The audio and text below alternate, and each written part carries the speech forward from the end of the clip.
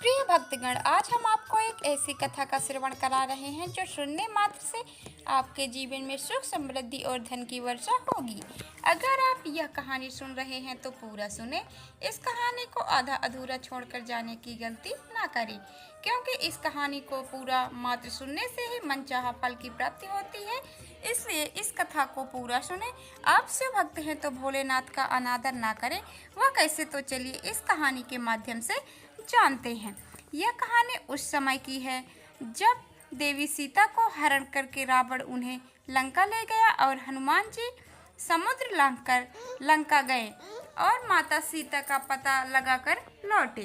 भगवान श्री राम माता सीता को रावण की कैद से छुड़ाने के लिए बहुत जल्दी लंका जाना चाहते थे, लेकिन रास्ते में एक बाधा थी। लंका चारों ओर पानी से घिरा हुआ था। समुद्र पर नल नील की अगुवाई से सेतु का निर्माण होने लगा।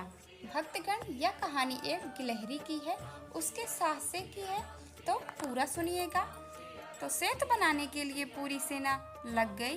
पत्थर पर भगवान श्री राम का नाम लिखकर उस पत्थर को समुद्र में डालती थी और पत्थरों पर भगवान राम का नाम लिखने से वे समुद्र में डूबने की बजाय तैरने लगती थी। यह देखकर सभी बानर खुश हो जाते और तेजी से पुल बनाने के लिए समुद्र में पत्थर डालने लगते। भगवान राम ने इस सेना का ऐसा उत्साह, समर्पण और पुल बनाने का जुनून देखकर बहुत खुश हो रहे थे। उस समय वहाँ एक गिलहरी भी थी जो मुंह में कंकड़ पकड़कर नदी में डालती थी। उसे ऐसा करते हुए एक बानर देख रहा था। बानर गिलहरी को देखकर हंसने लगा।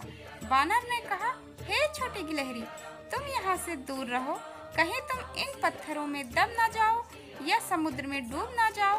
तुम बेकार में ये सब कर रही हो, इसकी कोई जरूरत नहीं है, चलो भागो यहाँ से। यह सुनकर और जो बानर थे वो भी अन्य गिलहरी का मजाक उड़ाने लगे। ऐसा सुनकर गिलहरी बहुत दुखी हुई। प्रभु श्री राम दूर से यह सब देख रहे थे। गिलहरी की नज़र भगवान राम पर पड़ी और वह रोते हुए भगवान राम के पास पहुंची। परेशान गिलहरी ने श्री राम से बानरों की शिकायत की। तब भगवान राम ने खड़े होकर बानर सेना को समझाया और दिखाया भी कि कैसे गिलहरी द्वारा लाए गए छोटे छोटे कंकड़ पत्थरों से बड़े पत्थर के बीच में जाकर उसे कैसे जोड़ दिया। बानर सेना के सदस्यों की तरह गिलहरी भी पुल बांधने में योगदान दे रही थी। उसके बाद भगवान राम ने प्यार से गिलहरी को अपने हाथों में उठाए और गिलहरी के काम की प्रशंसा करते हुए प्यार से उसकी पीठ पर हाथ फेरा। भगवान ने गिलहरी के छोटे से शरीर पर अपने उंगलियों के निशान छोड़ दिए। तब से माना जाता है कि गिलहरियों के शरीर पर मौजूद सफ़ेद धारियाँ आप सबने देखी होगी, वो भगवान राम की उंगलियों के निशान हैं।